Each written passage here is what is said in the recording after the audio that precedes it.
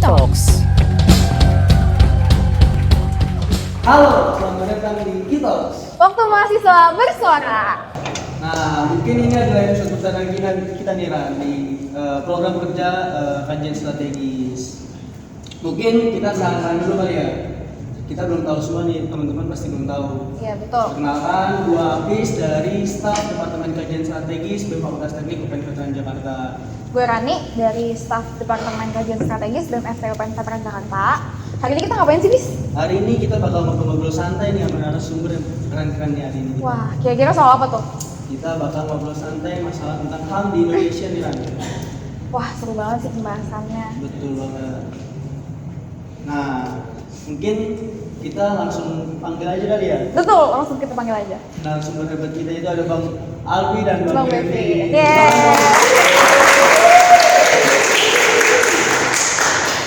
Nah, mungkin bisa kali perkenalan nih dari Bang Albi dan Bang Bevi nih. Ya, Boleh coba dulu nih. Oke, boleh. Halo semuanya teman-teman teknik, kenalin gua Alvin dari Kursi 2018. Salam kenal semuanya. Perkenalan dulu. Halo teman-teman teknik, nama aku Bevin dari Ilmu Politik UPN Veteran Jakarta 2019. Wih. Jadi Bang Bevin sama Bang Albi ini, Bang Bevin itu mantan Menteri Sospol di BMU, terus Bang Albi ini mantan wakil ketua Senat, betul, FT. Tapi sebelum kita masuk, kita ngobrol-ngobrol, kita jargon dulu kali ya. Iya dong, kita jargon dulu. Nah, iya kalau misalnya kita ngomong e-talks, pada jawab waktu mahasiswa bersuara, gitu ya. Oke. Coba kita dulu, coba. 1, 2, 3, Kitos. Waktu mahasiswa bersuara. Oke, sekarang coba nih Bang Albi sama Bang Bevin. Ayo coba ya. Teman-teman yang lainnya juga. Iya, teman-teman yang lainnya juga nih. Yang semangat ya Bang ya. Oke. 1, 2, 3. Itu. Waktu mahasiswa bersuara. Oke. Nah, kita udah jargon nih. Oke, betul banget. Betul. Nah, sekarang kita mau bahas nih soal perkuliahan lah ya. Gimana nih kira-kira Bang Albi sama Bang Bevin lagi sibuk apa? Ya kalau misalkan gua begini-gini aja lah, suami ngatakin mau ngapain lagi sih? Habis semprot, udah pusing betul. Sebenarnya habis sempro ya. Iya, kalau lanjutin dari situ aja sih. Bang Bevin gimana nih? Sibuk apa? Sejauh ini sibuk kuliah, sibuk kelas, terus proses udah nyiapin sempro juga ya, sama pergi magang juga. Oh, lagi magang. Kira-kira tuh magang di mana, Bang? Ada di perusahaan startup gitu. Oh, Jadi keren banget. pendidikan. Keren banget sih, keren banget. Keren banget sih. Lo kapan magang? Insya Allah justru lah. Oh, iya, oke. Depan lah ya, langsung. Oke. Oke. Mungkin langsung aja kali ya masuk ke topik kita hari ini, Ya, kita langsung masuk aja nih ke topik HAM kita hari ini. yaitu tentang Ya. hak asasi Iya, manusia di betul. Indonesia. Nah, dari aku nih pengen nanya nih ke Bang Albi sama Bang Bevin, kira-kira HAM itu apa sih? Buat Bang Albi sama Bang Bevin mungkin bisa salah satu aja dulu. Boleh. HAM itu sebenarnya sebuah landasan dasar berkehidupan manusia. Nah, HAM itu tuh udah terbentuk di dunia internasional dari dulu dan udah ada tiga periode perkembangan HAM. Perkembangan pertama itu membahas soal kebebasan sipil, itu ada hak sipil dan hak politik. Nah, yang kedua itu ada persamaan hak ekonomi dan persamaan hak sosial budaya, itu di perkembangan kedua. Yang ketiga itu ada persamaan, itu soal solidaritas soal HAM. Nah, HAM itu kan sifatnya dinamis ya, jadi ngikutin zaman, dan HAM itu sifatnya universal, bisa digunakan kapan saja, di mana saja, oleh siapa saja, dan untuk siapa saja. Nah, HAM itu terbagi jadi dua jenis. Yang pertama itu ada dirigible HAM, yang kedua itu ada non-dirigible HAM. Dirigible HAM ini tuh bicara soal HAM yang bisa yang nggak konkret, artinya yang bisa berubah mengikuti situasi dan kondisi terkini. Misalkan hak untuk berserikat, berkumpul, berorganisasi, berdemonstrasi dan sebagainya, itu yang dirigible. Jadi bisa berubah mengikuti situasi dan kondisi. Nah, kalau misalnya non-dirigible itu hak untuk tidak disiksa, hak untuk hidup, hak untuk tidak diperbudak, dan hak untuk bebas. Itu ada dua jenis hak. Gitu. Keren banget gak sih? Nah, mungkin tentang tadi kan udah ngomongin beberapa HAM. Tunggu dulu, Bang Albi belum jelasin nih. Ayo, Bang Albi. Kalau gua kan dari sini, kalau Bevin kan ilmu politik, Iya. jadi lebih mendalamnya hal ini. Kalau misalkan dari gua kan mungkin perspektif orang awam. Iya. Kalau misalkan dari gua sendiri, secara simpelnya HAM itu adalah kebebasan masing-masing manusia sih. Kebebasan di mana ya manusia itu masing-masing bebas mau ngapain aja bebas. Tapi kali lagi karena kita bebas itu jangan kita kebebasan kita itu juga jangan mengganggu orang lain juga. Mungkin lebih ke arah situ sih. Jadi sama kayak tadi kata Devin, kalau kita mau demonstrasi, berserikat, berkumpul itu kan terserah kita. Tapi juga tidak mengganggu haknya orang lain juga lah. Gitu. Jadi tidak bersinggungan satu sama lain. Jadi jangan pakai kita hak begini nih, tapi mengganggu orang lain juga itu nggak dibenarkan juga. Kalau menurut gue sih lebih ke arah gitu ya. Ibaratnya kayak memanusiakan manusia gitu. Iya, hak untuk diperlakukan dengan baik juga. Iya, lah. betul. Disisa, dipukul, didemo, kayak gitu. Oh iya benar itu kayak hak. Ya betul. Nah, ngomong untuk masalah kayak tadi kan Bang Bevin ngomongin ada 2 jenis HAM ya, kalau nggak salah. Ada di hak untuk inilah. Nah, untuk saat ini tuh di Indonesia dari sudut dua pandang Bang Bevin dan Bang Aldi itu HAM di Indonesia itu saat ini di Indonesia. HAM di Indonesia tadi itu urgensinya butuh perbaikan. Jadi butuh perbaikan dalam bentuk apa? Dalam bentuk penerapan dan pemahaman masyarakat. Kenapa? Karena masyarakat tuh belum sepenuhnya menerapkan HAM yang sesungguhnya. Dalam artian ada yang berteriak, gue punya hak untuk bisa makan untuk orang-orang yang Islam, gue punya hak untuk bisa makan di bulan puasa. Tapi untuk orang Islam mereka merasa kita patut dihargai karena saat ini sedang bulan puasa, kita sedang bulan puasa. Nah ini kan jadi salah satu miskonsepsi yang dipahami. Terus soal tadi yang dari sebelum Mas Albi soal demonstrasi, ini kan maksudnya di non dirigible yang bisa berubah. Artinya gini, ketika pandemi sedang naik-naiknya itu dilarang untuk berserikat, berkumpul dan berdemonstrasi. Kenapa? Karena itu mengganggu hak orang lain, kepentingan orang lain. Kepentingan seperti apa? Kepentingan untuk hidup sehat, hidup aman dari penyakit pandemi. Nah, makanya ada dua pembagian HAM. Dan kalau untuk HAM saat ini itu yang aku tekankan banget tuh perihal soal penyelesaian kasus HAM berat masa lalu. Kenapa ini penting? Karena yang pertama ini menimbulkan impunitas untuk pejabat atau pelaku terkait. Ini yang pertama. Yang kedua, ini menimbulkan rasa takut untuk orang-orang yang berani bersuara soal kebenaran. Jadi dua hal ini menurutku perlu dan urgensi bagi masyarakat ataupun pemerintah. Terus lebih penting lagi negara harus lebih bertanggung jawab dalam menyelesaikan kasus-kasus HAM berat masa lalu, kasus HAM terkini, dan negara harus bertanggung jawab untuk tidak terlibat dalam bentuk penyelewengan atau bentuk kekerasan yang dilakukan oleh aparat. Itu menurut. Setuju. Tepuk tangan dulu. Kalau untuk sekarang ini ya, mungkin benar tadi kata Bevin tadi, memang perlu perbaikan. Tadi juga sempat disinggung soal orang puasa ya. Ya berarti kan ngomongin soal toleransi. Ya. Mungkin masyarakat Indonesia pun juga harus lebih toleran kali ya. Dengan masyarakat kan kita nggak cuma ada satu kaum aja, banyak yang lainnya juga. Jadi memang harus lebih menghargai satu sama lain. Tadi juga ada kasus HAM berat, memang ada beberapa kasus yang memang sampai sekarang pun juga belum terselesaikan. Memang itu juga harus diusut sebaik-baiknya karena kan juga menyangkut dari hak orang ya. Dan juga mungkin kalau misalkan kayak kita sekarang juga tahu ada kasus yang waktu itu lantak ya, ternyata ada manusia di kalangan kita. Iya. Ternyata banyak hal yang kita nggak tahu gitu ternyata terjadi di tengah-tengah masyarakat. Jadi perlu ditingkatkan lagi awareness ataupun kesadaran tentang hal ini sendiri, dan juga mungkin dimulai dari kita sendiri sih. Mungkin mulai dari lingkup kita sendiri, di mana kalau misalkan kita melihat ada bentuk penyelewengan HAM ya sesimpel kayak ada yang dibully atau gimana, mungkin kita bisa ambil tindakan dari situ, Ya emang di Indonesia tuh emang kurang banget ya, kayak kesadaran dari rakyatnya sendiri pun juga masih kurang. Terus juga untuk kayak awareness untuk ya rakyat-rakyatnya gitu, pencerdasan untuk HAM-nya juga masih kurang ya. Iya. Betul sih, toleransi itu hal yang basic ya sih untuk HAM ya. Iya, tapi basic aja belum diituin gitu loh ya. Nah, tadi kan gue dengar tuh masalah yang HAM masalah lalu gitu kan, harus dipedulikan juga. gue juga kan kita tahu nih banyak banget nih cerita tentang masa lalu HAM di Indonesia. Gue pengen ngomongin satu kasus sih, masalah yang mungkin teman-teman tahu, masalah tentang meninggalnya si Munir. Betul, Kasus Munir. Kita tahu Munir tuh meninggal saat penerbangan dari Jakarta ke Amsterdam. Dan itu juga kasusnya masih banyak banget yang sampai saat ini masih dalam kutip rancu gitu. Untuk kita apalagi kita anak muda Iya, betul. pengen tahu nih masalah dari Munir itu sendiri gitu kan. Apakah meninggal karena racun atau apa? Mungkin dari tanggapan abang-abang nih, dari Bang Aldi. Iya, mungkin dari Bang Aldi sama Bang Bevin kan pasti dari hal yang kasus yang unfinished ini kan ya pasti kan banyak konspirasi yang muncul kan ya.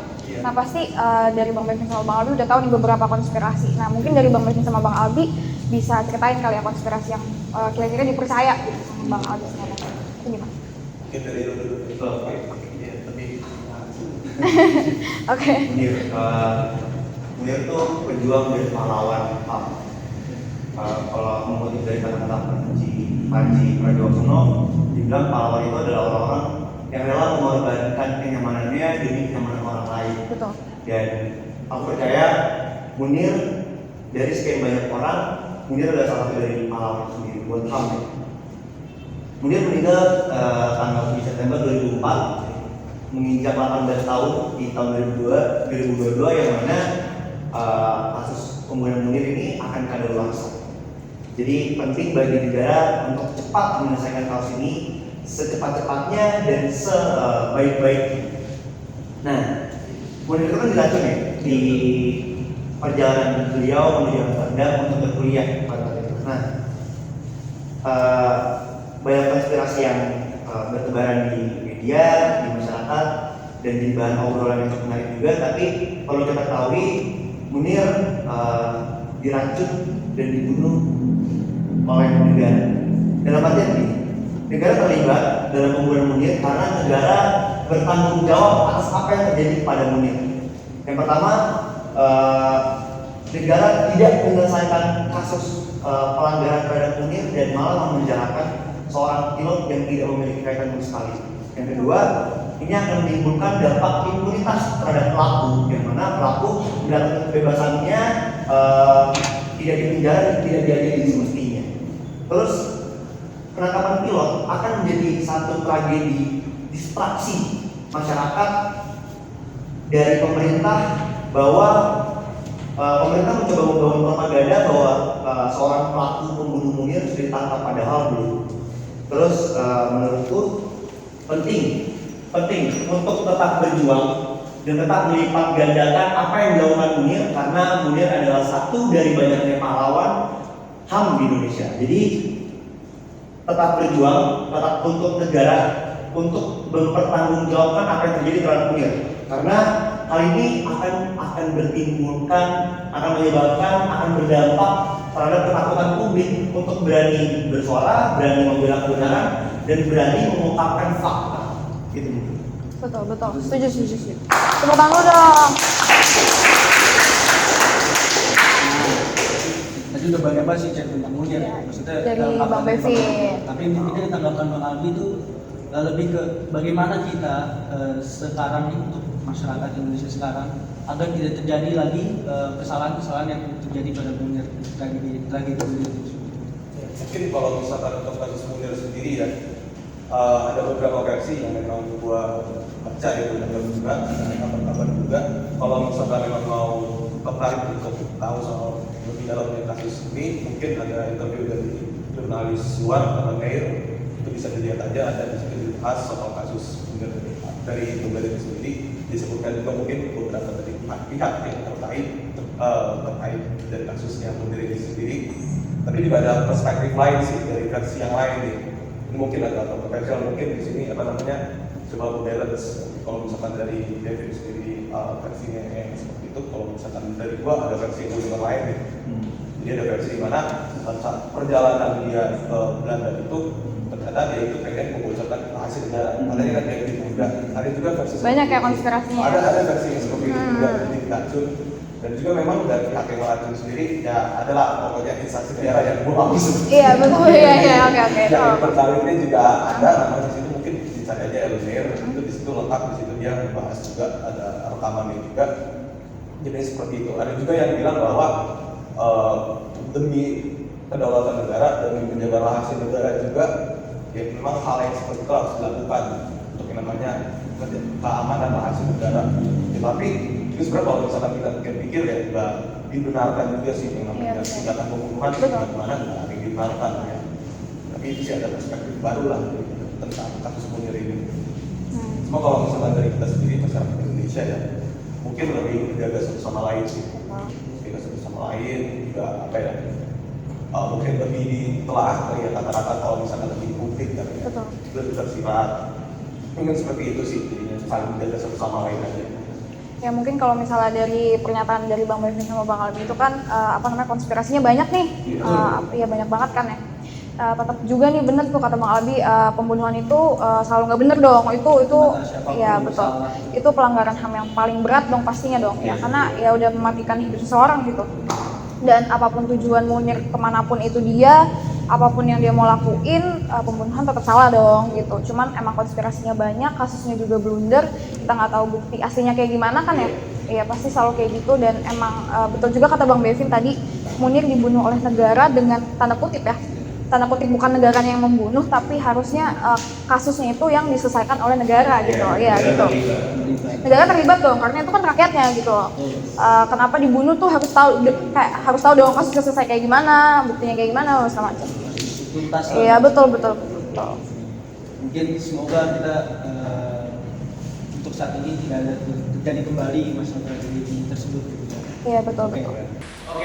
Ketika kita membahas tentang permasalahan masalah ini di Indonesia, sekarang kita bahas permasalahan di Indonesia sekarang.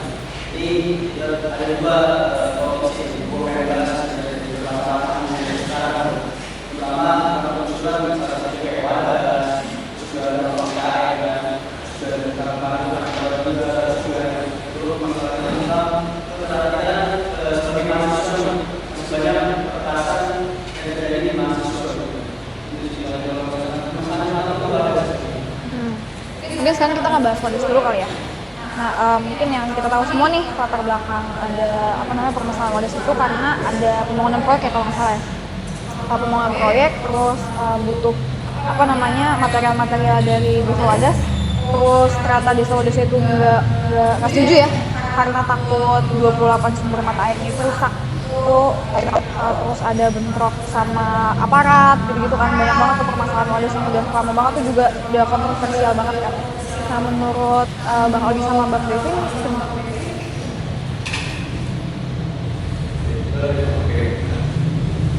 Iya, yang menarik dari waktu itu kan Wadas ini kan mau dibangun bendungan yang dananya itu sampai 1 triliun.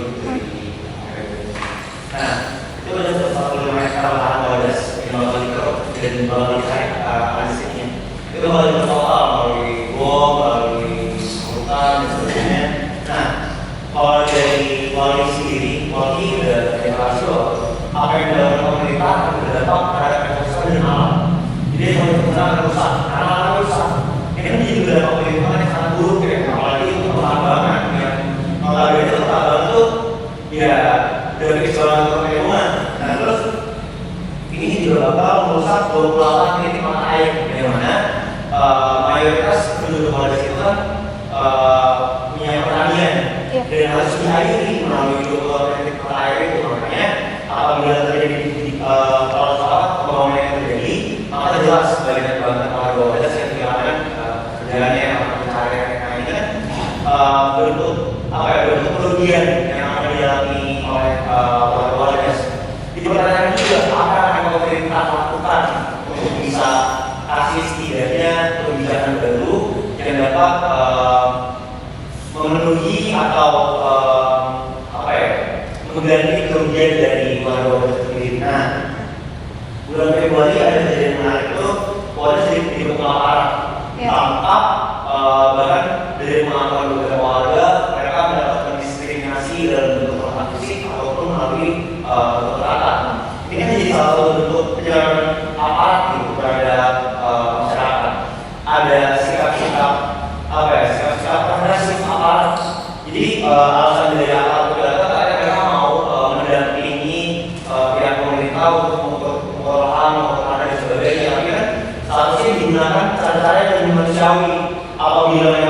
diskusi ini tidak bisa diterima oleh warga, maka berarti jelas warga menolak ada untuk pembangunan di wilayah mereka.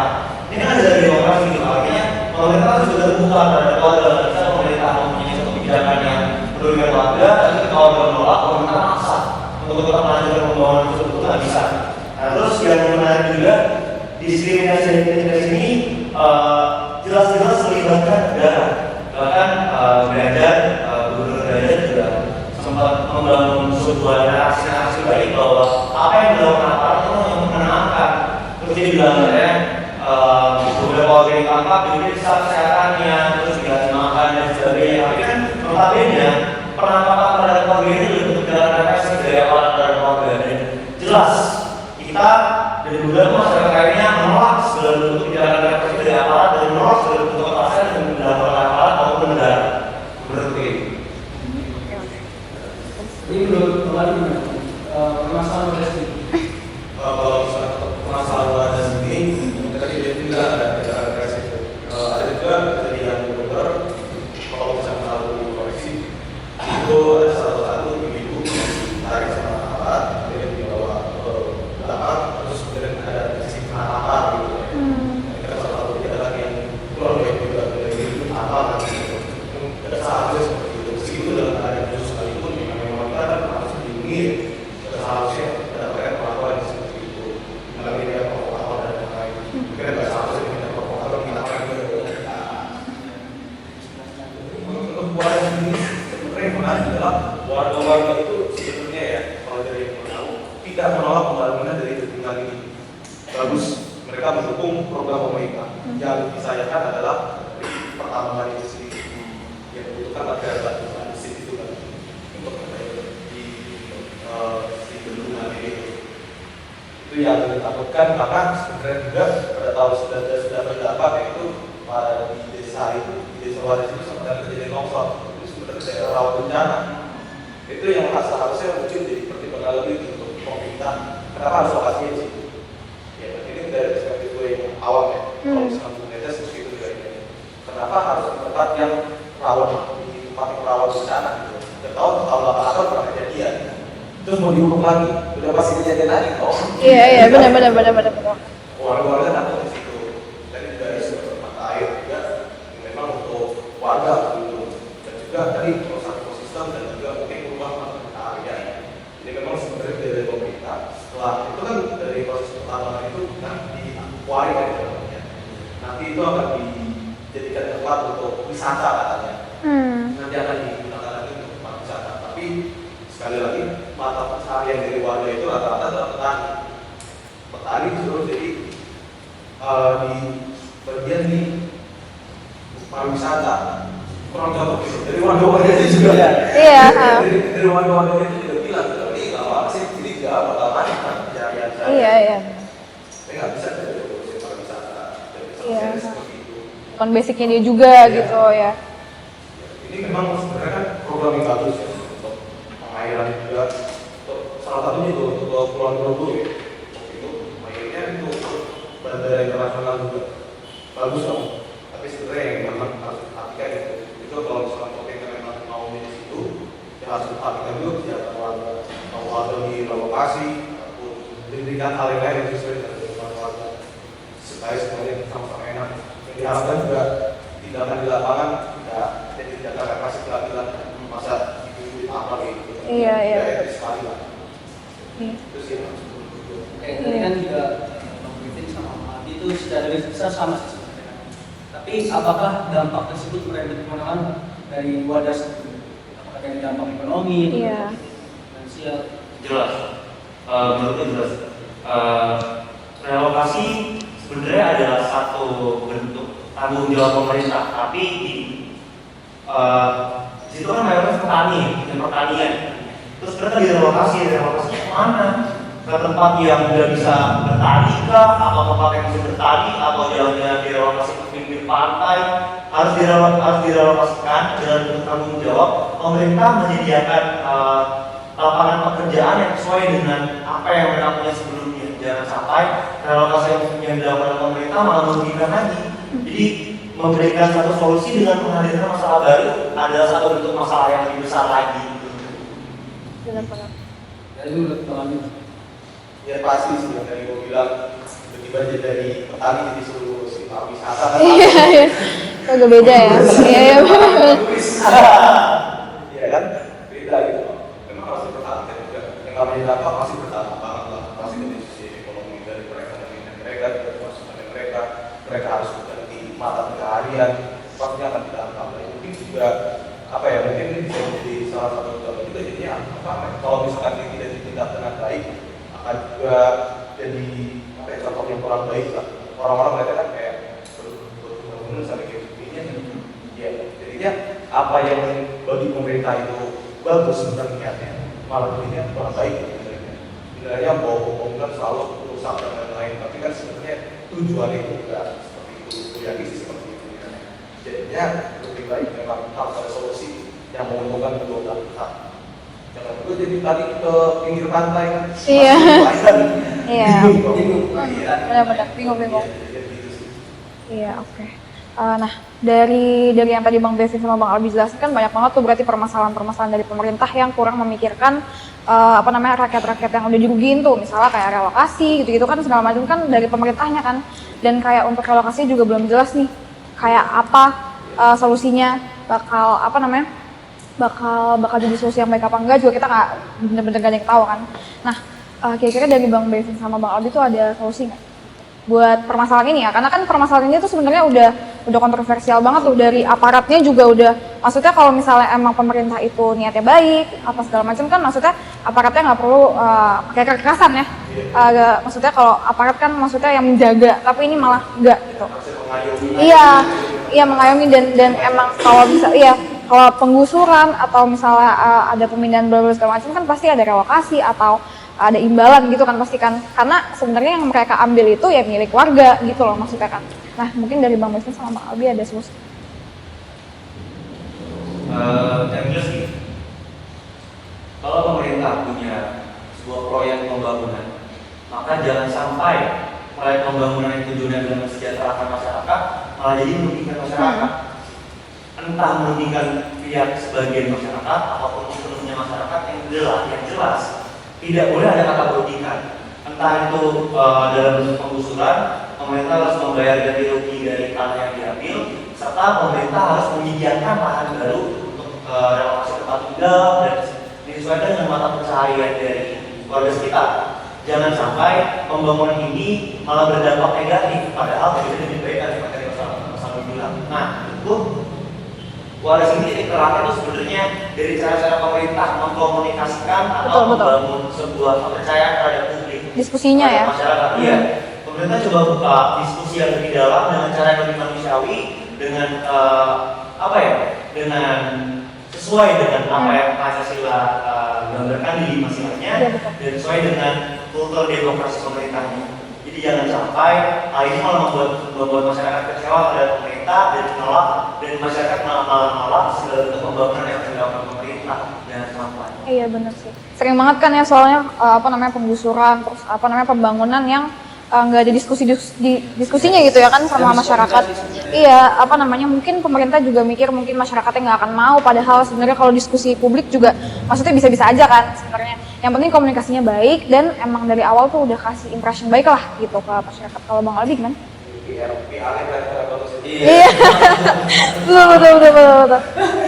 Iya, kalau dari solusi sendiri ya mungkin bukan pelaksanaan pemerintahan, tapi mungkin coba lah sebagai orang biasa. Iya, kasih perspektif lah gitu. Iya. Kalau dari gue sendiri sih, ini kan sama-sama ada kepentingan. Dua-dua yang sewarga juga tidak menolak sebenarnya yang namanya pembangunan ini, malah disetujui malah bisa diberikan bersama. Si open minded lah ya. Iya. Menerima aja ya. Terima kan cuma kalau misalkan kita bikin tabang, curumin. Iya. Ibaratnya gitu lah ya. Iya, ibaratnya gitu. Segala itu jadi sebenarnya perlu didiskusikan dengan baik sih. Diskusi aja kita antara pihak itu, dari pihak desanya mau seperti apa, dari pemerintah mau seperti apa, dari kita dari situ. Kita kan juga negara yang sewa pakat ini, iya kan? Apa-apa dibicarakan dengan baik-baik secara keluarga juga. Menurut gue sih dari diskusi tersebut pastinya akan menghasilkan titik terang lah ya, dan juga bisa memuaskan pihak semua pihak. jadi semuanya bisa merasa diuntungkan. Betul betul. Iya makanya kayak sih kayak tadi Kuari dibikin di tempat wisata, itu kan solusinya muncul dari pemerintah. Iya. Bisa jadi tempat wisata, tapi kan dari masyarakatnya sendiri nggak sesuai. Iya. Tanpa diskusi juga ya. Iya itu yang pemerintah rasa bagus. Tapi menurut itu yang pemerintah rasa bagus itu bagus juga di masyarakat. Jadi memang harus memenuhi ekspektasi dan juga kebutuhan dari masyarakat. Itu yang lebih harus diperhatikan. Iya. Nah, mungkin kan dari Bang Aldi sama Bang Bevin kan berarti konklusinya emang harus ada diskusi publik kan ya. Nah, diskusi publik ini kan mungkin kita ambil perspektif pemerintah kali ya. Mungkin dari pemerintah mungkin misalnya gini, malas bikin diskusi nanti juga nggak mau gitu. Nah, kalau misalnya dari pemerintah itu udah bikin diskusi dengan secara baik-baik, dari rakyat yang menolak karena mungkin ada kan tuh ya perspektif dari rakyat yang maksudnya pemerintah selalu salah. Nah, itu. Nah, kalau misalnya dari pemerintah nggak mau bikin diskusi karena itu, terus ternyata udah bikin diskusi baik-baik dan ternyata rakyat yang nggak mau nerima karena pemerintah selalu salah, nah itu gimana dari Bang Bevin sama Bang Aldi? Gini, pemerintah jangan menerapkan budaya-budaya otoritarianisme. Jadi jangan selalu menggunakan sistem top down. Jadi komunikasi yang digunakan hanya dari pemerintah untuk rakyat, tapi terima juga sistem bottom up. Artinya ketika masyarakat punya keluhan, ketika masyarakat punya protes, punya kritik dan punya saran, pemerintah wajib untuk menerima dan mengolah kritik saran itu sendiri. Jadi jangan sampai budaya-budaya perintah dari pemerintah ini diberdayakan terus. Ini dalam artian gitu.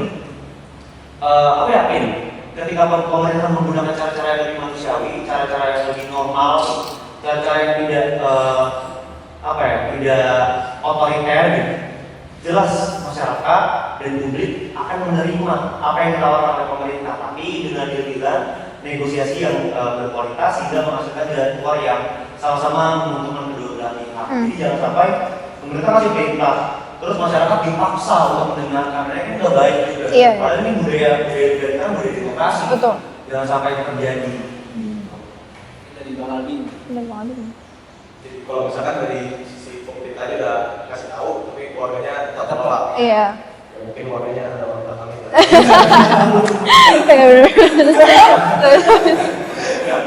Mungkin tapi gini ya sebenarnya dalam hal apapun ya, kita kan sama-sama sebetulnya menginginkan yang terbaik untuk diri kita. Betul.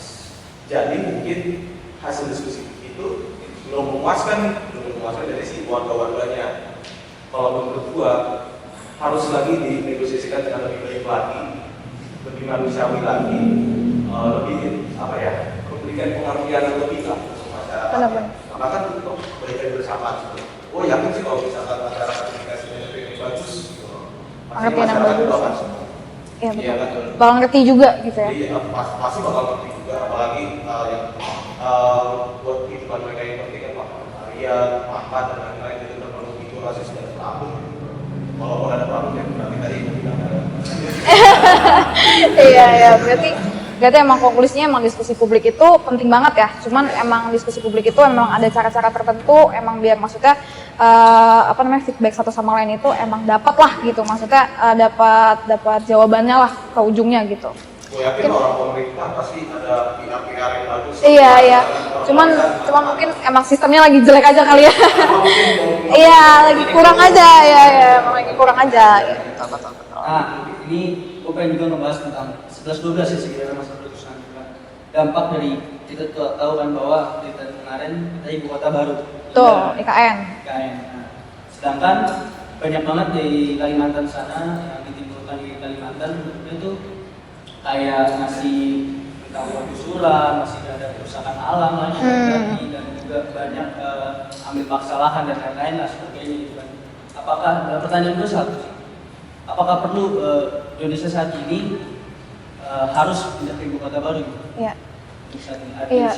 Ya soalnya kan IKN ini baru fresh banget nih ya. Mungkin bisa ada bisa ada tindakan preventif seperti yang kita nggak mau kan wadas keulang lagi kayak aparat ya bentrok sama warga gitu. Maksudnya IKN ini kan udah mulai nih, maksudnya misalnya contohnya kayak naro papan di IKN tuh yang maksudnya warga bahkan nggak tahu tiba-tiba ada papan itu aja gitu. Jadi kan nggak ada diskusi publik lagi gitu. Solusi yang emang kita mau ternyata nggak pernah dilaksanakan gitu. Nah, menurut Bang Bevin sama Bang Albi, ini apakah ini perlu dipindahin gitu? Ini apa ya, kita punya contoh Amerika. Amerika punya dua wilayah, yang satu ibu kota, yang satu kayak pusat pemerintahan, atau pusat ekonomi, ada pemerintahan dan kebijakan. Nah, pemerintahan ibu kota itu kan IKN ini kan jadi salah satu suprastruktur. Melalui infrastruktur kan cakupan wilayahnya hanya wilayah. Kalau suprastruktur itu sudah nasional dalam lingkup yang lebih besar lagi suprastruktur. Nah, hal yang pertama harus kita perhatikan adalah urgensi dari pemilihan ibu kota. Betul. Karena kondisinya dari akhir 2019 dan masuk ke Indonesia 2020, pandemi masih sangat bahaya ya. Oke, bisa bilang bahwa saat ini pandemi mulai mereda, tapi tetap aja belum hilang. kota pemerintah adalah tetap menjaga nyawa dari masyarakat ini kan, dari zero rights yang nggak bisa diganggu gugat. Mereka boleh membuat undang-undang pandemi bahwa tidak boleh berorganisasi, tidak boleh berserikat, berkumpul, tidak boleh demonstrasi selama pandemi. Tapi pemerintah tidak boleh melupakan bahwa masyarakat harus mendapatkan hak untuk tetap sehat, harus mendapatkan hak untuk tetap hidup dan rasa nyaman dan aman. Betul, Itu betul. penting. Nah, IKN ini urgensi dipertanyakan. Jumlah anggaran yang menurutku luar biasa besar dan tinggi, seharusnya bisa dialihkan dulu untuk pandemi dan untuk urgensi lainnya. Pendidikan. Ini kan menjadi hal yang utama dulu untuk pemerintah, untuk pemerintah. Nah, di sini IKN tidak melibatkan publik dalam perencanaannya. Jadi Betul, ya. tidak ada pihak-pihak ahli terkait dari masyarakat yang dilibatkan dalam perencanaan IKN ini. Jadi menurutku ada kejahatan formilnya dari pemerintah bahwa pemerintah tidak melibatkan masyarakat dalam pembentukan IKN ini. Lalu minim informasi. Jadi pihak-pihak masyarakat yang mencoba untuk mencari informasi tentang IKN sangat minim untuk mendapatkan data tersebut. Karena pemerintah tidak bisa mempublikasikan secara penuh apa yang mereka rencanakan, baik dalam bentuk rencana tata kotanya, terus jumlah penduduk yang akan dipindahkan dan sebagainya itu nggak jelas dari pemerintah. Nah, ini perlu juga pemerintah coba memberikan informasi yang konkret dan jelas kepada publik, jadi sehingga publik ini nggak lagi rancu menerima informasi ataupun data yang hoax gitu kan. Nah, ini kan ada juga hak untuk mendapatkan lingkungan yang sehat, baik dan bersih. Ini direbut oleh pemerintah. Kenapa? Karena Kalimantan ini kan notabene masih lebih fresh dari Jakarta, masih lebih asri. Ini sama saja memindahkan masalah yang ada di Jakarta ke Kalimantan. Kita bisa bilang nih, tapi kan pusat ekonominya ada di Jakarta. Mungkin bakal lebih banyak orang-orang tinggal di Jakarta. Ini memang nggak salah. Memang pusat ekonominya ada di Jakarta dan bakal tetap banyak orang yang tinggal di Jakarta karena mencari ekonomi. Tapi permasalahannya adalah apabila ketika nanti pemilihan ibu kota itu terjadi, maka ada masalah-masalah baru yang timbul di Kalimantan. Jadi nggak menutup kemungkinan masalah-masalah yang ada di Jakarta dipindahin ke Kalimantan. Apa ini jadi satu agenda terselubung dari pemerintah untuk mencapai satu kekuatan, entah dalam bentuk otoritas atau uang atau pejabat, kita nggak tahu. Tapi yang jelas Nggak tahu ya? Nggak tahu. Ya. Tapi ini jelas bahaya. Dan pemilihan ibu kota ini jelas membutuhkan banyak sumber daya alam. Jelas akan banyak wadah-wadah selanjutnya, akan banyak pengerukan untuk pertambangan yang akan menggusur lebih banyak wilayah di kabupaten, daerah atau provinsi lain. Dan ini nggak menutup kemungkinan sumber daya alam Indonesia akan berkurang sangat menipis, yang menurutku urgensinya dipertanyakan. Dan pemerintah cenderung menggunakan cara-cara yang represif, karena dalilnya pemerintah menggunakan aparat untuk menjaga keamanan apabila ada pihak-pihak terkait yang coba untuk melawan atau coba untuk protes dan sebagainya. Ini kan menurut itu juga nggak baik. Iya. Kalau misalkan mau coba memindahkan ibu kota ini kan milik semua. Artinya ini ada Ferguson sama Thomas Paine itu pernah menggambarkan bahwa bangsa dan negara itu adalah dua komponen yang berbeda namun satu kesatuan. Sama aja kayak air teh manis. manusia kan jadi satu satuan, tapi dulunya ada dua komponen, bahkan tiga. Yang pertama air, yang kedua gula, ketiga teh. Ini sama aja kayak negara dan bangsa. Bangsa itu digambarkan sebagai masyarakat sipil, negara digambarkan sebagai pemerintah, aparat dan pihak-pihak keamanan lain yang tentara, bahkan anggota legislatif, terus pihak-pihak apa ya? Oke, ya ini di penjelasan teorinya Thomas Paine ini dia menggambarkan bahwa seharusnya masyarakat sipil itu punya kekuatan dan power yang sama terhadap negara.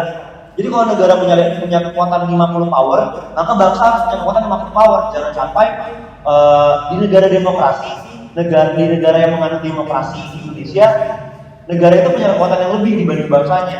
Ini negara milik siapa? Milik kita bersama atau milik negara doang gitu? Milik pemerintah doang kan nggak mungkin.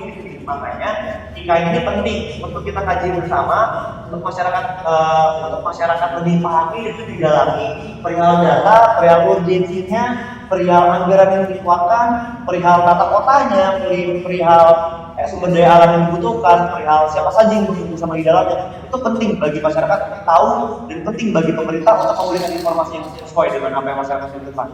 Menurutku seperti itu. Betul. Iya, keren banget. Sangat kompleks ya. Oh, bukan ada minum tadi, Bang. Terima kasih.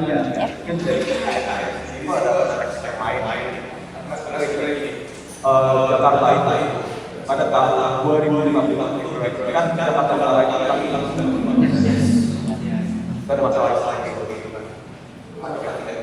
pada tahun 2030 masyarakat Jakarta itu ada orang kalau nggak salah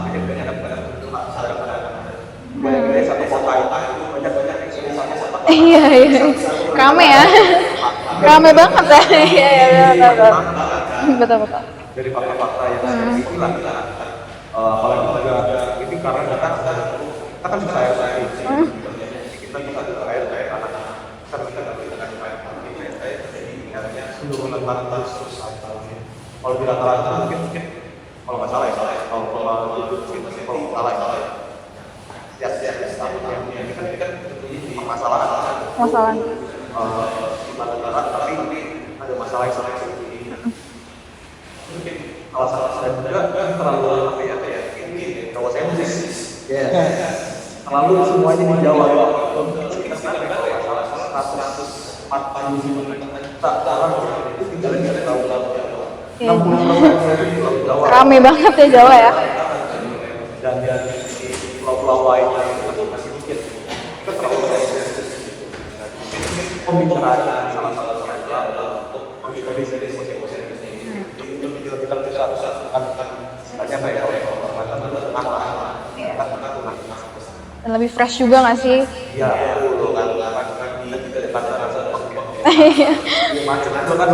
Bosan juga.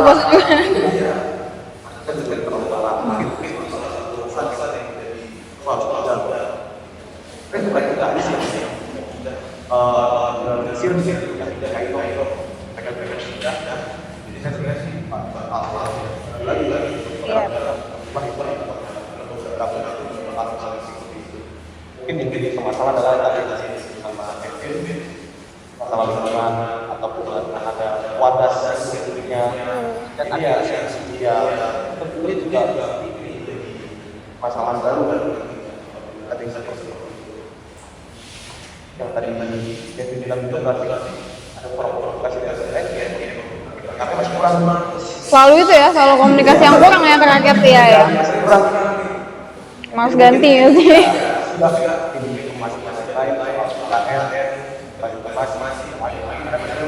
Iya, sidangnya juga tertutup nggak sih?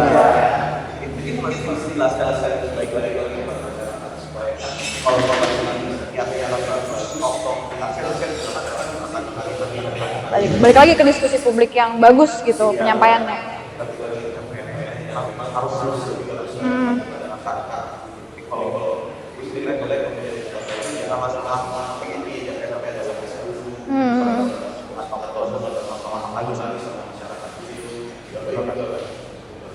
Karena sama ya juga lah. Jangan terburu-buru. Betul. Ya, kalau buru nanti yang pakaiannya kecepatan. Tinggal takut-takutnya nanti. Kalau buru ini tinggal apaan?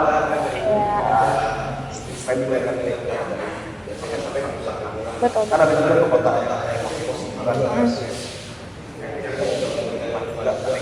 ya, semoga lah kalau kita ya kayak hutan, keong, Iya. batas semua. Iya. Tantangannya kurang. Iya, orang asri lah ya. Kurang asli. Iya, orang asri banget ya. Iya. Contohnya dari luar ya. Pohon nggak ada. Oke, tadi kan soal IKN ini berarti aku bisa konklusiin nih. Nah, dari IKN ini kan berarti banyak masalah nih, tapi untuk pemindahan juga bukan suatu hal yang baru untuk satu negara gitu. Nah, tadi juga nge-spot tuh Bang Bevin bilang tentang anggaran. Nah, anggaran itu kan tadi kan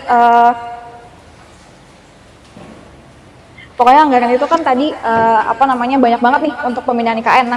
Nah, pemindahan IKN ini butuh anggaran banyak, sedangkan masih banyak permasalahan di Jakarta. Berarti harusnya gini dong, permasalahan di Jakarta itu diselesaikan dulu, baru dia membuat ibu kota baru di IKN ini kan, harusnya kayak gitu kan.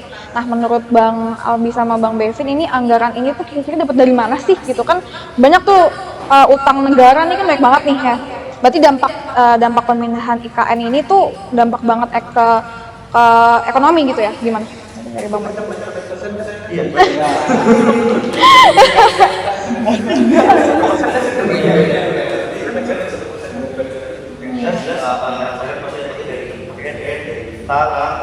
Bahkan yang juga ada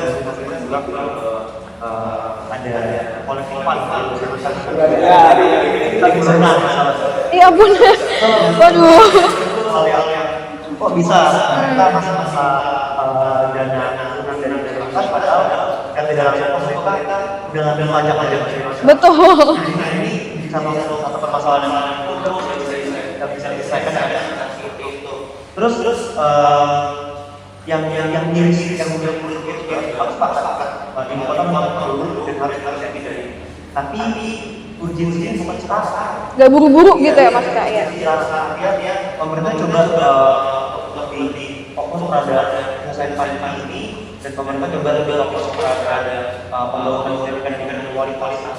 Saat ini pandemi ini sudah berada, tapi masih ada. Masyarakat belum itu, terus pendidikan juga di hal yang menurutku pendidikan yang berkualitas akan membawa satu kemajuan yang sangat signifikan. Jadi coba difokuskan dulu sampai anggaran ini fokus UKM, tapi yang lain Betul, iya. Apalagi smart city ya. Smart city kan butuh banyak anggaran gitu. Iya, banyak. Iya, betul. Iya, betul. Itu aja mau impor dari luar, banyak banget tuh kan. Kalau dari Bang Albi gimana?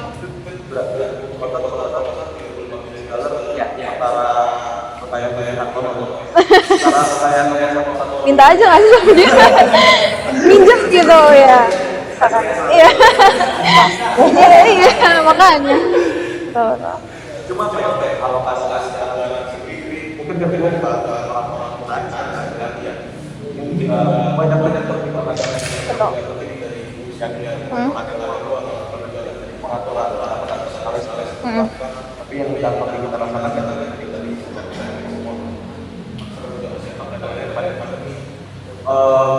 setiap negara menghadapi hal yang di Amerika juga udah parah ya.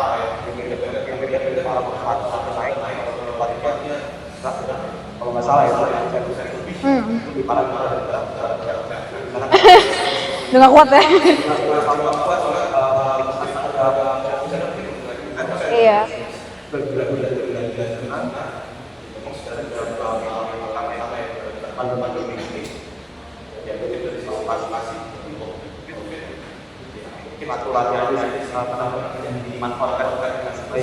Iya, iya. Iya betul, jangan buru-buru. Iya. rombongan saya. Bangun lagi. Iya. Sampai-sampai saya. Mungkin apa ya? Ya. Betul, transparansi ya. Ya kita tahu semua gitu. Kalau nggak salah ya.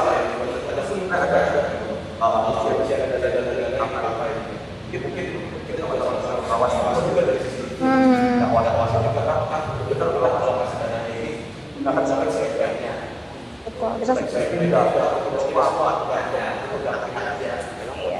Mungkin dari konklusi dari Bang Bevin sama Bang Abi mungkin ya, dari IKN ini mungkin jangan buru-buru gitu. Kita juga tahu niatnya itu baik, cuman jangan buru-buru. Lihat juga anggarannya nih.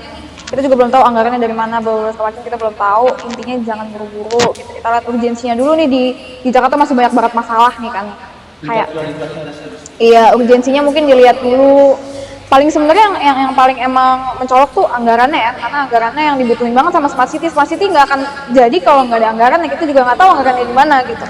Oke, tadi kita udah ngomongin masalah HAM di Indonesia tuh di bagian luar lah gitu. Tapi kita sekarang pengen ngomongin masalah lebih ke lingkungan kita sebagai mahasiswa tuh, lingkungan kampus gitu kan. Betul. Nah, jadi kita tahu banyak banget beberapa kasus di universitas terutama yang banyak banget pelanggaran hak asasi manusia gitu kan.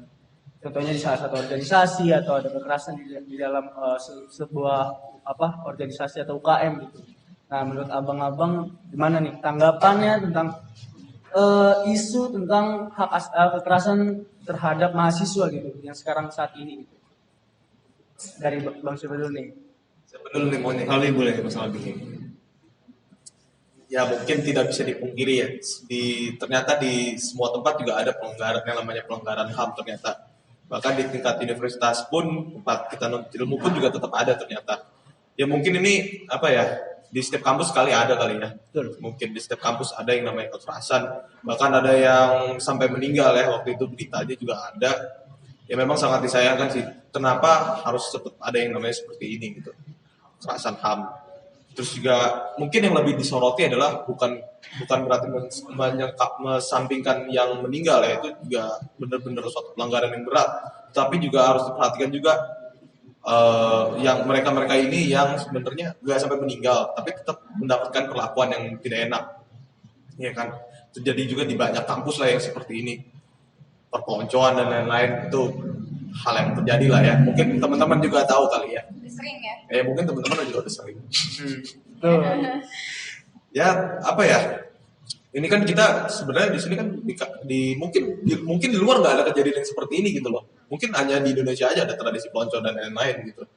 Yang namanya mungkin lu harus disuruh makan muntahan orang lain, suruh jungkir-jungkir, suruh pusat mulu, ya kan? Gak tahu kan, mungkin aja seperti itu. Ada, ya kan? ya. Mungkin ada yang kayak gitu Mungkin ya ada. kan. Kita nggak ada yang tahu kan. Itu kan sebenarnya bukan hal-hal yang baik gitu loh. Dan apalagi dibelakangin sama kedok, ini untuk ngebangun lu, ini supaya lu gini. Menurut gua percuma sih ya. Karena apa ya? Gue melihat sendiri gitu loh, dengan mata kepala gue sendiri, apa-apa yang sudah diterapkan yang seperti itu, hasilnya itu nggak ada. Yes.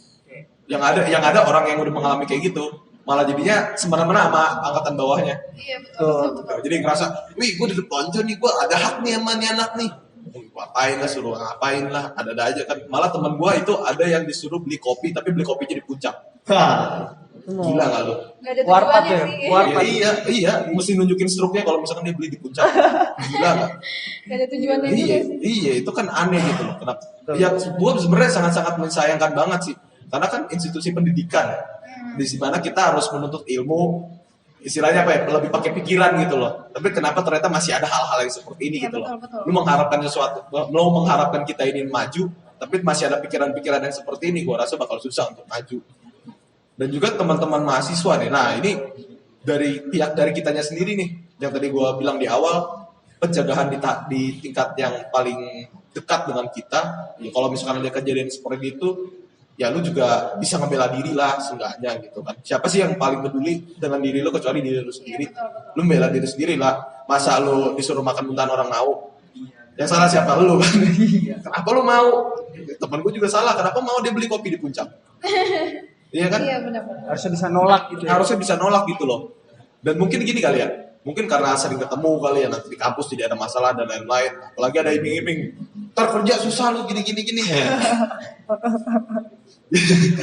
Gini ya, yang sebuah selalu kasih tahu juga, yang namanya orang yang bisa ngasih relasi itu pasti ya mementingkan yang namanya martabat ataupun etika, mencontohkan etika yang baik. Nah, tinggal lu lihat aja, apakah dia mencontohkan etika yang baik ke lu apa enggak? Apakah dengan dia nyuruh lu yang aneh-aneh itu menunjukkan etika yang baik?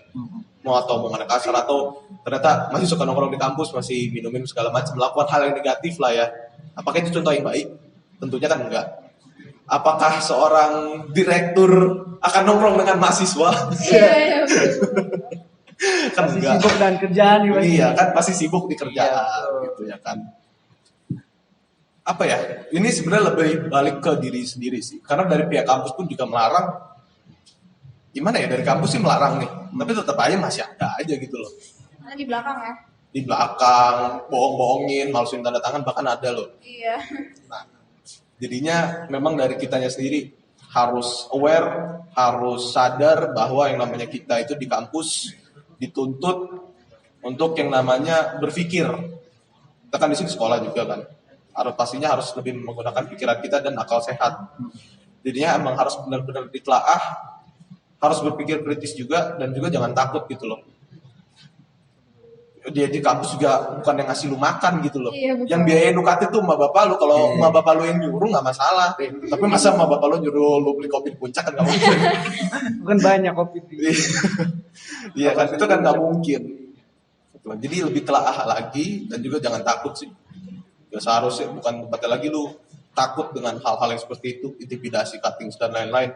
Karena sebenarnya orang-orang yang petakilan kayak gitu juga sebenarnya ya biasa aja gitu loh orangnya. Tong kosong bunyinya, betul.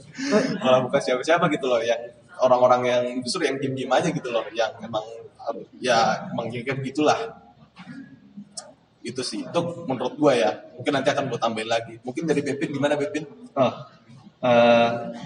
Intinya gini, baik organisasi ataupun UKM, yang jelas penting banget bahwa dunia pendidikan itu harus terbebas dari karakter yang militeristik dan politis.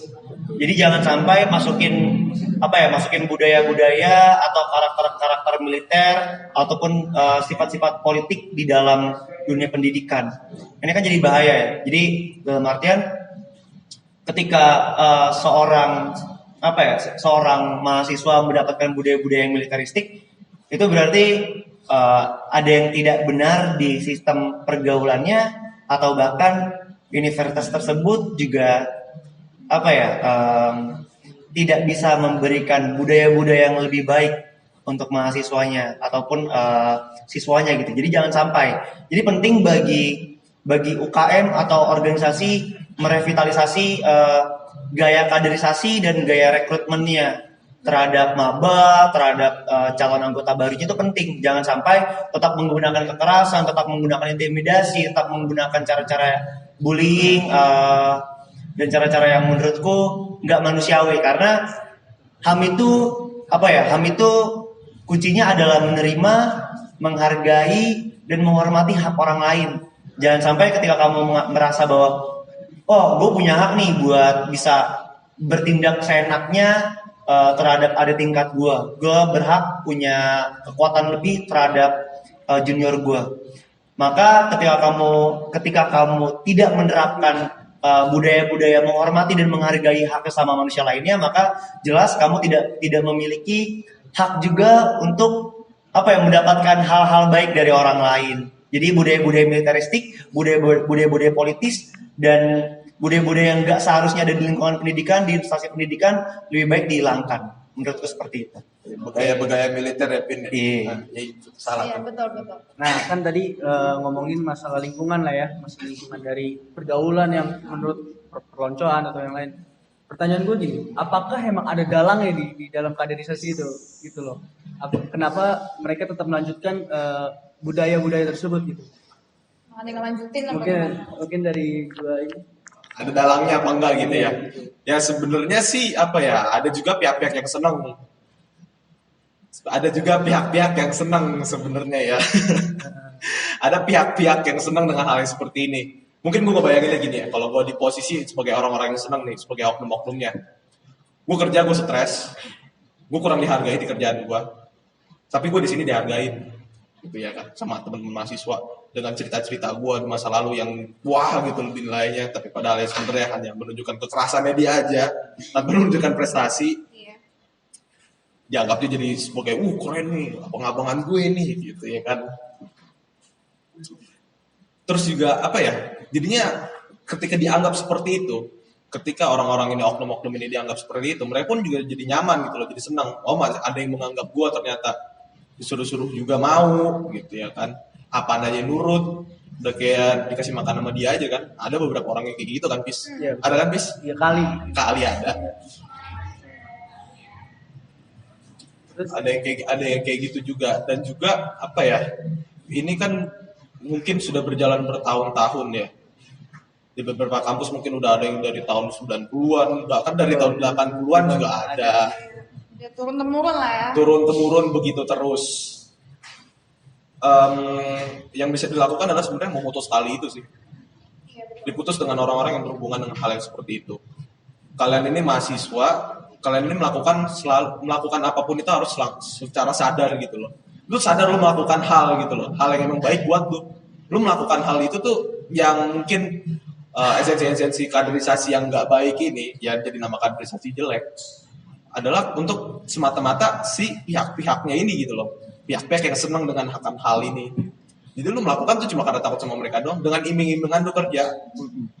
Padahal balik lagi tadi yang gue bilang, orang yang bisa ngasih lu kerjaan, bisa lu ngasih lu relasi, itu orang yang mencontohkan etika yang baik. Dan satu lagi, nggak nongkrong mulu sama lu. Iya, betul. pasti punya kerjaan yang lain. Iya, pasti ngurusin yang lain. Kalaupun juga ya ada kesempatan sama lu, ya lu bayangin gini aja deh. Kalau alumni nih, Sandiaga Uno, nongkrong nggak sama lu? Enggak kan? Kecuali Pasti sekarang. ngurusin negara dong. Betul. Iya kan, ngurusin pariwisata dong. Betul. Iya, nggak mungkin. Dan gue ogah hari nomor sama gue. Iya, iya gitu kan, kecuali diundang ngomong gitu loh. Atau diundang ke Italk, ya kan baru mau. Kali Iya kan? pilihan ya Sandiaga Uno ya. Kan kayak gitu. Mungkin dari Bang Wipin tanggapan. Sebenarnya kualitas seorang mahasiswa tuh seorang manusia deh. Kualitas seorang manusia tuh nggak diukur dari tingkat inteleknya, tapi diukur dari sikap dan sifatnya. Sikap dan sifat yang baik itu mewujudkan bahwa dia udah berintelek gitu, punya ilmu untuk beradab, untuk punya punya sikap-sikap yang mengikuti norma-norma di lingkungannya, maka jelas dia nggak mungkin ngelakuin hal-hal yang menurutku bodoh. Bodoh dalam artian tuh masih menggunakan kekerasan dalam pengkaderannya dan sebagainya. Coba deh mahasiswa belajar untuk bisa mengkader mahasiswa atau juniornya dengan cara-cara yang intelek. Diajak ke seminar, misalkan teman-teman dari Fakultas Teknik diajak ke seminar cara untuk menghasilkan suatu barang, suatu produk, suatu inovasi yang menurutku itu lebih berguna daripada memberikan tamparan, memberikan minuman-minuman beralkohol dan kata-kata yang nggak pantas buat dikeluarin dari mulut. Itu menurutku yang lebih penting dilakukan oleh seorang mahasiswa yang intelek. Gue punya abang-abangan kayak gitu, ngajak ke sini seminar mulu, nongkrong mulu gue sama dia. Bener deh. Nah, tadi kan gue dengar tadi masalah harus diputus dengan orang-orang yang seperti itu. Iya. Mungkin dari lu ada tips gitu, gimana kita nih sebagai mahasiswa memutus tradisi tersebut gitu, caranya Solusi lah. selain Ya. dari kemauan diri sendiri gitu. Apakah dari pihak universitas ataupun yang lainnya? Gini, dari pihak universitas sebenarnya, kan sekali lagi kalau misalkan mahasiswa dilarang kan, kadang-kadang kan suka begitu, main Iya, dilarang, kayak ya kan? si muda gitu. si Iya. muda. Apaan sih mengarang-larang? Iya. Apa nggak paham? Kan omongan yang keluar begitu kadang-kadang ya kan, gue nggak tahu ya. Kadang-kadang kan mungkin begitu. Jadinya lebih baik memang kesadaran masing-masing sih. Apalagi ini mungkin kita-kita yang sadar gitu lah. Kita-kita yang sadar bahwa ini tradisi yang salah, ini yang seharusnya kita hindari. Lebih ke arah yang intelektual lah ya istilahnya. Yang tadi kayak ngajak Pencerdasan seminar, lah ya. pencerdasan lah Ada gitu. tujuannya lah Ada ya. tujuan yang baik. Lebih ke arah situ. Harus harus kita sendiri nih yang memang sadar. Kita lah yang harus merubah gitu loh. Selagi kalian memang sadar bahwa ini merupakan hal yang salah, ya kalian juga harus bertindak di situ. Jangan diem aja. kalian diam pun juga katanya juga turut berpartisipasi sebenarnya dalam hal pembodohan yang seperti itu. Dengan tindakan kalian lah kalian juga bisa merubah. Kalian jangan takut gitu loh. Itu oknum cuma berapa orang doang paling. Lu pada tuh rame satu angkatan berapa sih paling? Iya. Berapa kan ramean kan di ramean juga jiper. Gitu, jadinya jangan takut sih harusnya. Memang Menyuarakan gitu. harus menyuarakan sih gitu. Ini kan dalam lingkup yang kecil gitu loh. Kalau misalkan kalian ini aja belum bisa nanganin gimana nanti ke depannya gitu loh. Masih banyak ke depannya nanti apalagi ketika kalian kerja nemu orang-orang yang aneh-aneh pasti nemu. Betul. Mungkin dari Bang Bevin gimana nih? Diam atas satu kesalahan adalah bentuk kesalahan lainnya. Jadi kalau kamu mau coba berhenti atau mutusin rantai diskriminasi atau perpeloncoan ini, coba turunin ego dan gengsi kamu. Jadi ngerasa bahwa oh gue udah cukup ngerasain banyak hal-hal buruk dari senior gue, dan menurut gue ini nggak penting dan nggak baik buat turunin ke junior gue. Itu yang pertama. Dan lebih baik lagi seperti ini. Sedikit lebih beda, lebih baik dibanding sedikit lebih baik. Ngerti nggak? Yes. Jadi kalau kamu merasa kamu bisa lebih beda dibanding senior kamu lebih baik dari orang yang lebih baik yang ada di senior itu. Kamu lebih baik dari apapun. Jadi coba deh nerapin hal-hal yang beda yang udah diterapin sama senior kamu. Jangan terapin hal-hal kekerasan, militer, budaya baris berbaris, budaya kata-kata kasar, budaya perpeloncoan, budaya Ngapain harus malam-malam ya? Nah, nggak penting kan? Nggak penting kan? Maksudnya kenapa nggak dari awal aja gitu kamu daftar jadi kedinasan? Iya, ambil sekalian daripada ikut UKM atau gabung sama organisasi yang menurutku nggak wajar buat nerapin hal seperti itu. Ini udah bukan zaman yang bagus untuk bisa menerapkan cara-cara kekerasan. Jadi coba bisa lebih open minded, coba lebih nunjukin intelektualitas mahasiswa sehingga pendidikan Indonesia akan lebih berkualitas dan maju sesuai dengan bidangnya masing-masing. Itu menurutku. Sebenarnya ada sih satu cita-cita gitu loh. Kalau misalkan UKM yang berhubungan dengan militer ini, misalkan ada UKM yang berhubungan dengan militer, coba deh cara kaderisasinya itu kayak gini. Misalnya ada anak-anak dari Fakultas Teknik masuk ke UKM ini, coba deh ajarin cara-cara yang gini. Anak-anak teknik ini dibangun dan diberikan pencerdasan pendidikan sesuai dengan metode yang mereka pelajarin di fakultasnya. Misalkan teknik mesin, mungkin coba deh belajar gimana caranya anak teknik mesin di UKM ini bisa ngasilin satu benda ataupun satu inovasi yang berpengaruh terhadap militer gitu, entah bentuk pertahanan atau pagar yang anti maling dan sebagainya. Itu lebih keren daripada harus belajar baris berbaris megang senjata tapi nggak ada pelurunya. Itu kan udah ada. Iya, jangan sampai ngerasa derajat kalian lebih tinggi daripada mahasiswa lainnya, karena kalian semua sama di mata Tuhan dan sama di mata siapapun itu. Mantap, bagus. Memang sekarang. Gitu dah. Seragam.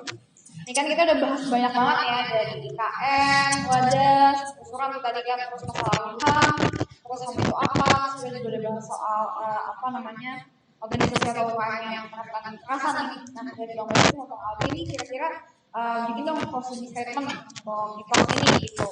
Untuk mahasiswa gitu. Betul, kayak kasih pesan untuk mahasiswa ya. Gue mau boleh nambahin dulu nggak? Boleh. Soal yang tadi. Ini bukan closing statement ya guys. Closing statement. Yang tadi Bevin bilang benar, yang namanya harus legowo lah istilahnya, harus menerima. Mungkin mungkin kalian di sana mengalami gitu hal yang seperti itu, perpeloncoan dan lain. Kalian harus bisa menerima sih. Kalian menerima dengan juga memutus. Yes. Jadinya kalian menerima, oh ya udahlah gue nggak apa-apa kayak gini. Tapi jangan sampai bawah-bawah gue juga mengalami. Itu yang harus kalian terapkan. Karena gua pun juga mungkin di organisasi gua nggak menerapkan hal-hal yang seperti itu. Gua menerapkan hal yang lain dan hasilnya malah jauh lebih bagus gitu. Malah hasilnya jauh lebih bagus daripada pakai kekerasan gitu. Jadinya itu sih, kalian juga harus bisa menerima dengan hal-hal yang seperti itu. Tapi sekali lagi untuk memutus. Jadi kalian putus semua dengan hal-hal yang berhubungan dengan yang seperti itu. Kalian lakukan hal yang lebih bermanfaat lah. Itu sih. Kita harus menciptakan SDM yang lebih baik. Betul, bukan SDM tukang pukul, ngapain, buat apa, nggak guna. Organisasi kan tujuannya bukan Iya, untuk kalau mau masuk MMA tuh, sama Max Mendino masuk nggak apa-apa. Partai sama asli sama manusia deh. Ya kan kalau ngasih duit ya begitu tuh. Iya benar, terus kita juga Tadi dibilang sama Rani di closing statement lah dari abang-abang keren dari hari ini nih. sama dulu yuk. Silakan Mas Aldi. Dulu dah Bebin. Closing statementku gini. Perihal HAM, ada hak asasi manusia lainnya yang harus kamu jaga. Jadi percaya, menerima, menghargai dan menghormati landasan hukum dari HAM itu sendiri akan apa ya, menimbulkan dampak-dampak baik terhadap diri kita sendiri juga. Nah, penting juga bahwa negara juga harus lebih bisa mengkaji hukum-hukum yang setidaknya cukup berhubungan dengan HAM. Jadi kalau misalnya kita bicara undang-undang yang agak rancu, ada undang-undang ITE yang cukup mengganggu HAM, ada undang-undang pandemi yang cukup mengganggu HAM, itu coba dikaji lebih dalam oleh pemerintah dan bagi masyarakat umum, bagi mahasiswa, coba lebih itu menghormati, menerima dan menghargai hak orang lain. Karena apa ya? Kalian bisa jadi munir-munir lainnya, kalian bisa jadi wiji-wiji lainnya, bisa jadi marsina-marsina lainnya, tapi kalian lebih baik jadi diri kalian sendiri dengan potensi munir, potensi wiji dan potensi marsina yang ada di diri kalian. Jadi perjuangkan HAM sebagaimana HAM itu diperlukan dan dibutuhkan oleh manusia lainnya.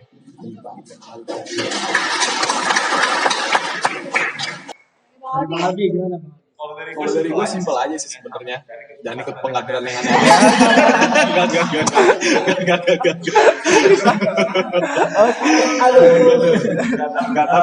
Gini, HAM itu tuh dari tadi ya yang kita omongin, yang gue ambil garis besarnya adalah saling tidak menghargai ataupun menghormati HAM orang lain gitu loh. Ada bertabrakan kepentingan. Ya tadi seperti yang tadi ada kasus Wadas, yang HAM masyarakat yang kena, ada juga yang dari kasus Munir, dari HAM-nya dia sendiri, dan juga dari kasus yang mahasiswa di lingkup kita, HAM kita yang kena gitu loh. Jadi intinya itu adalah apabila kita menghargai dan menghormati satu sama lain, menghargai dan menghormati HAM-nya orang lain juga, ini pasti akan terhindarkan. Jadi memang dibutuhkan pengertian satu sama lain sih. Apabila sama ini juga sih, apabila kalian nggak mau diganggu, kalian jangan ganggu orang. Yes. Itu prinsip yang harus dipegang. Jadinya kita pun apabila ingin dihargai orang, ya kita harus menghargai orang. Itu sih yang paling penting.